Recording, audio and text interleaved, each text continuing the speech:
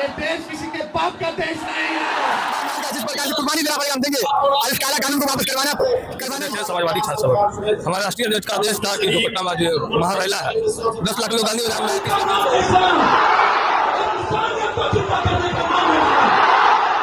देने और सरकार को ये बताने कि ये काला कानून मुसलमानों के खिलाफ कोशिश की है। सिर्फ माइनॉरिटी को नहीं, अपने देश के कॉन्स्टिट्यूशन को वो उसके अगेंस्ट, अनएम्प्लॉयमेंट के अगेंस्ट कानून निकालिए, आप शराब के अगेंस्ट कानून निकालिए, आप नशा के अगेंस्ट कानून निकालिए। जेल के लब पे हर लम्हा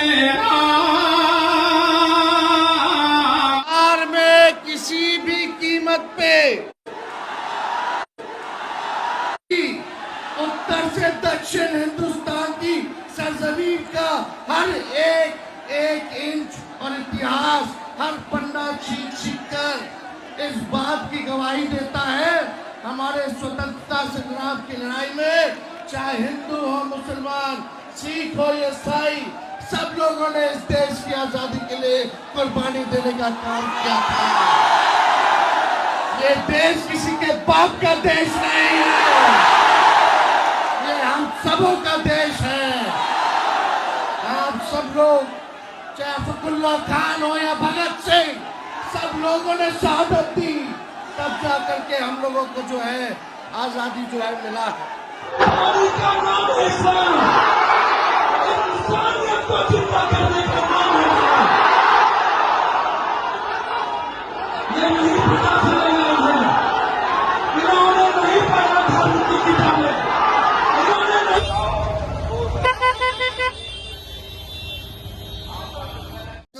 बीजेपी एनडीए गवर्नमेंट के द्वारा ये काला कानून वापस नहीं ले रहा है। तो आज जिस प्रकार से वीर इसकी कई तादाद में हम दिल्ली में रामलीला मैदान में आंदोलन करेंगे और जिस प्रकार से अपनी जान का, माल का, जिस प्रकार से कुर्बानी देना पड़ेगा हम देंगे और इस काला कानून को वापस करवाना ही पड़ेगा। अगर आज नहीं तो किसान एमएसपी कानून जो वापस लिया गया, 750 किसान अपनी जान की कुर्बानी दिया है, शहादत होकर दिया है, जगह पर तो हम भी अपनी जान की कुर्बानी देंगे, माल की कुर्बानी देंगे, लेकिन इस काला कानून को वापस लेना ही पड़ेगा एनडीए सरकार को। कि गांधी मैदान जो आज आए हम लोग, तो इमारत शरिया के कॉल पे आए। तो इमारत शरिया ने हम लोग को आवाज़ दी जागरूक होने के लिए। हमारे वक्फ वाली जो ज़मीन है, बाप दाऊ ने जो वक्फ की है, उस ज़मीन को सरकार लेना चाह रही है, हड़पना चाह रही है। इसलिए हम लोग उसको बचाने के लिए इमारत शरिया के कॉल पर हम लोग यहाँ जमा हुए हैं। 4 स्टेट से, बिहार, झारखंड, उड़ीसा, मगरबी बंगाल से ये पैगाम देने और सरकार को ये बताने कि ये काला कानून मुसलमानों के खिलाफ नहीं चलेगा, आपको वापस लेना होगा। आप किसी भी तरह से या किसी भी तरह से किसी मुसलमान के ऊपर काला कानून नहीं लागू कर सकते हैं जब तक जनता का पूरा जोर शोर से उसकी ताकीद ना हो।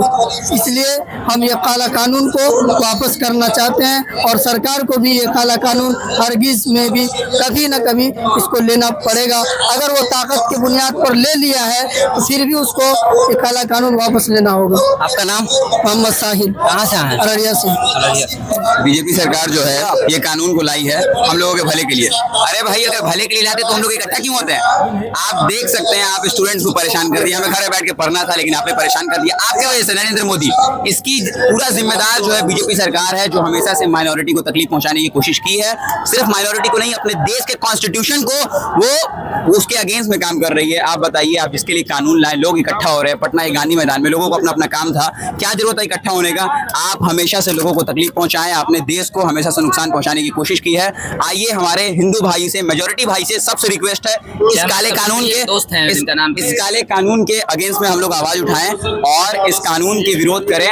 मिलजुल कर आइए इस देश को डेवलपमेंट की तरफ ले जाएं और इस देश को बर्बाद ना होने दें। मैं ज्यादातर मेजोरिटी भाइयों से कहना चाहूंगा कि बहुत हो गया, बीजेपी का साथ छोड़ें और इस देश को डेवलपमेंट की बात करें, आइए कुछ बड़ा करें, इस देश को आगे बढ़ाएं। कानून निकालिए, आप दहशतगर्दी के अगेंस्ट कानून निकालिए, कानून निकालिए, आप अनएम्प्लॉयमेंट के अगेंस्ट कानून निकालिए, कानून निकालिए, आप शराब के अगेंस्ट कानून निकालिए, आप नशा के अगेंस्ट कानून निकालिए। आप क्या कर रहे हैं? अपने लोगों को मार रहे हैं, अपने लोगों को तकलीफ पहुंचा रहे हैं, अपने लोगों को आप हर्ट कर रहे हैं। तो बीजेपी सरकार पूरी तरह से फेल है। हमारी रिक्वेस्ट है आपके चैनल को देखने वालों से कि आइए, अगर आप बीजेपी को सपोर्ट करते हैं तो कम से कम उनको सपोर्ट करना छोड़िए, एक ऐसी गवर्नमेंट बनाते हैं जो इस देश को आगे ले चले, इस देश के लिए भले, इस देश के भले के लिए सोचे।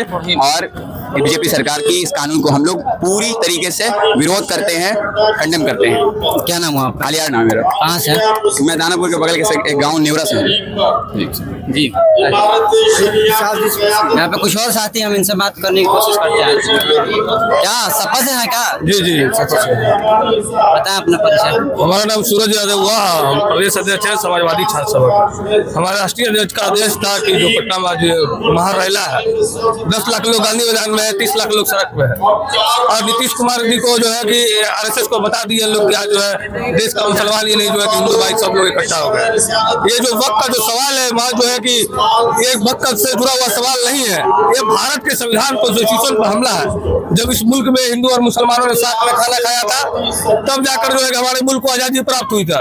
और जो है कि आज देश में सांप्रदायिक शक्तियां फिरकापति पाकिस्तान जा सकते थे, उन्होंने लेकिन इस रास्ते को अपनाया नहीं है। उन्होंने देखा कि हमारे बुजुर्गों के जो कब्रें हैं यहाँ पे, हमारे मस्जिदें हैं, हमारे इबादतगाहें हैं, हमारे जो है खेत खलियान है, इसको छोड़कर बैन नहीं जा सकता। और हमारे पुरखों ने जो है देश के अल्पसंख्यक भाइयों के साथ कमिटमेंट किया था कि यहाँ जो है इस मुल्क में, भारत में जो है कोई